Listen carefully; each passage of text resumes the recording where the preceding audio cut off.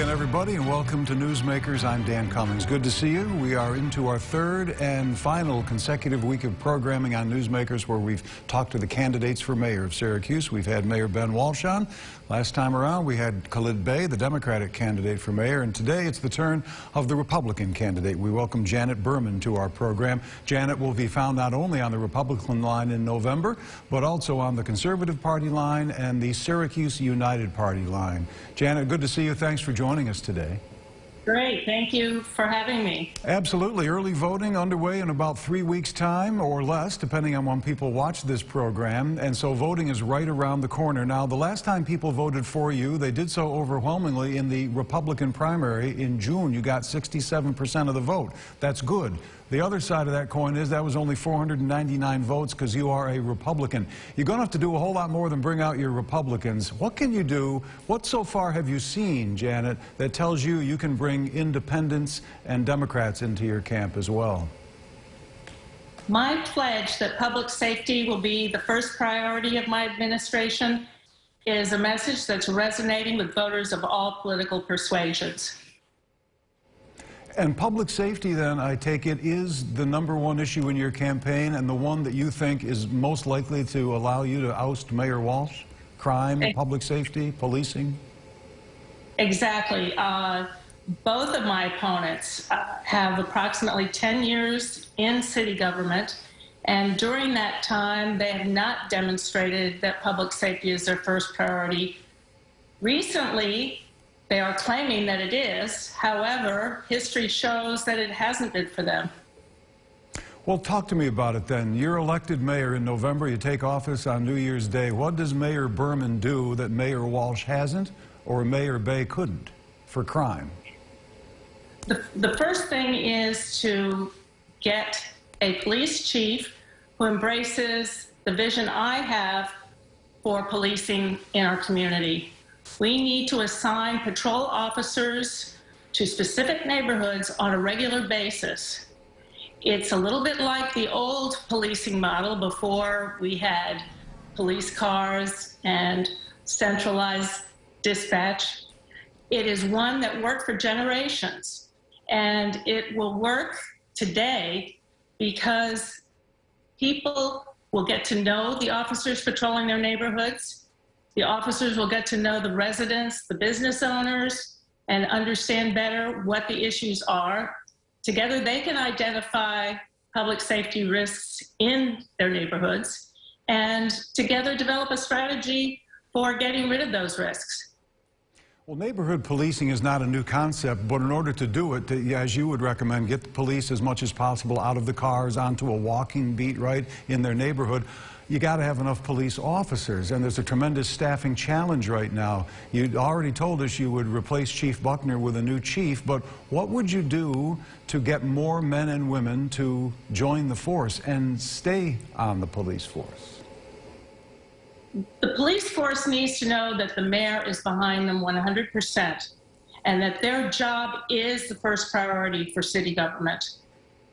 By demonstrating that we respect the job they do and we support the job they do, that will drastically change the culture within the police department. Right now, they're very discouraged.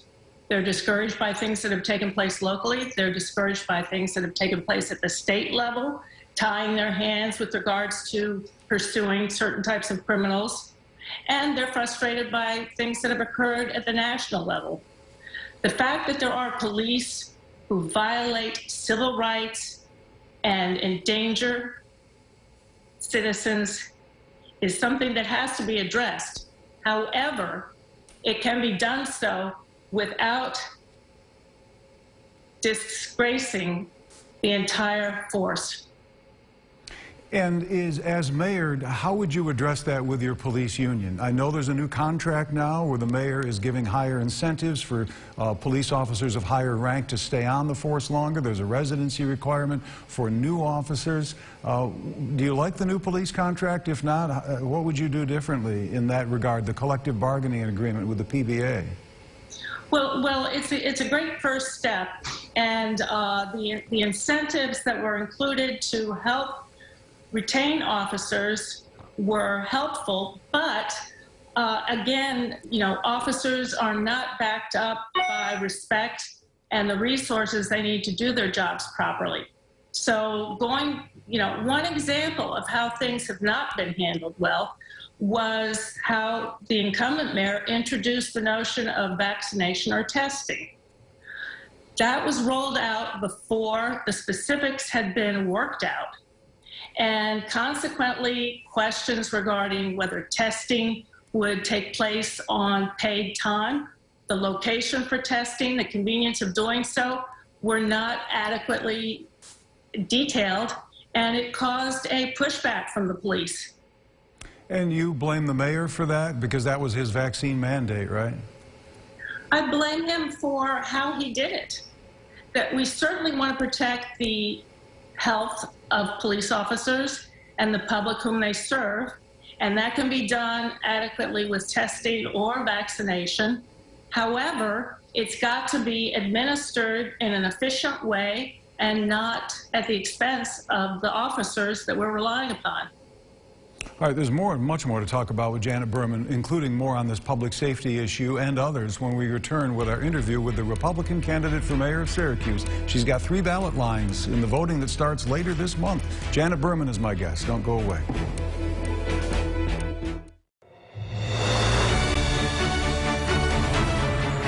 Back on Newsmakers, Dan Cummings here as we approach election season, early voting just a few weeks away, believe it or not, on that third weekend in October. Today, my guest is Janet Burman. She's one of the 3 candidates running for mayor of Syracuse. You will be able to find her name on the Republican, Conservative, and Syracuse United Party lines when you go to vote starting later this month or on Election Day in November.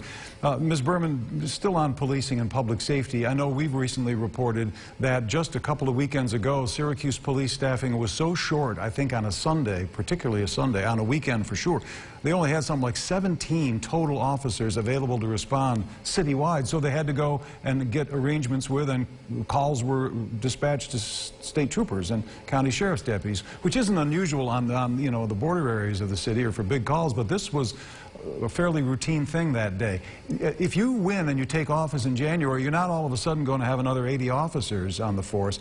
How would you recommend that your new chief of police assign the officers that we do have to make sure the whole city is covered?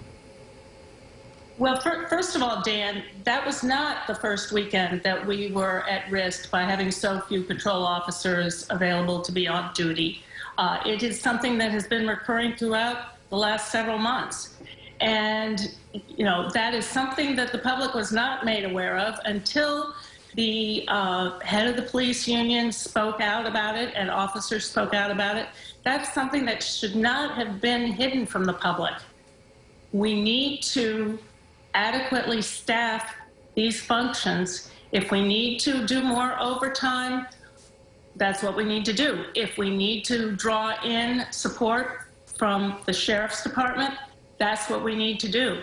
If there are other resources that we need to call upon, whether it's the state police, we need to do it. We can't leave our citizens vulnerable like that. Very clear that you're making public safety job number 1. Let me ask you how you think about the spending that's been done so far, a spending proposed by the mayor and approved by the Common Council just this week, almost $725,000, $725,000 plus for, first of all, more of the shot spotter technology, that technology that allows police to know where and when shots have been fired. They're going to expand it to another couple miles on the north side. What do you think about that? Well, I think that's an important step, but go back to last year when the whole program was shut down for cost savings. We cannot risk the safety of our citizens by shutting things down and cutting costs where it's most important. So expanding ShotSpotter is great, but it's a reactive approach. It's something we need to do. It's something that provides a little bit of security to citizens on the north side, but nothing like the security they're going to find when we get our staffing up to necessary levels and put police in their neighborhoods. Okay. I think when they shut it down briefly during the COVID crisis, that was temporary, right? They did restore that funding. It wasn't that briefly. It was not that briefly. It was well over a year that it was shut down. Well, briefly on that point, again, the Mayor Walsh has had to negotiate COVID during this part of his first term, the term that he's had for the past 4 years. Do you cut him any slack for having to manage a crisis, both economic and a health crisis, that maybe put the brakes a little bit on things that he wanted to do and otherwise would have done? Well, he deserves no credit, and he deserves criticism for making the cuts to public safety. Let me ask you about the other half of that money that Council approved this week when it came to the American Rescue Plan funding, purchasing new and modern tasers and the training to go with it to try to de-escalate police interactions with people, especially those that may have mental health challenges and other situations that present a challenge to police. Money well spent there on both counts? Do you think? I can't really speak to that. Okay. I don't know how often the old tasers were deployed, whether there were problems because they couldn't be repaired. I understand there were older models, but replacement of them with newer equipment as necessary certainly makes sense. Let me move on now to the city's population. It did tick up a little bit, encouraging sign in the most recent census numbers, and a lot of that, some of it at least, perhaps much of it, due to an influx of immigrants, new Americans, new neighbors to our community. We're about to welcome, if things go down the right road, hundreds of Afghan refugees with the conclusion of that war there. You think Syracuse is ready for this wave? And it's going to cost some money, too, to house and to give job training and get these people a good life in their new home. What do you think about the pending wave of refugees from Afghanistan? Yeah, the new Americans enrich our community in so many ways, and we have a vibrant, diverse community and have benefited from the influx of refugees and others from around the world. And the Afghan refugees will certainly enhance our community as well. My concern is that we do not have adequate housing for our new American and refugee population. We do not have adequate housing for the people that are living here now, whether they are new Americans or old Americans. So I think this is a very serious situation that is being overlooked and downplayed when we have to do something about affordable, clean, safe housing. And what would you do differently than Mayor Walsh has done to try to promote more quality housing? Well, the first thing is taking the housing that exists now and making it safe. The fact that this community has spent decades trying to address lead in our housing stock is unacceptable. I worked on this when I first came here 30 years ago. We knew this was a problem.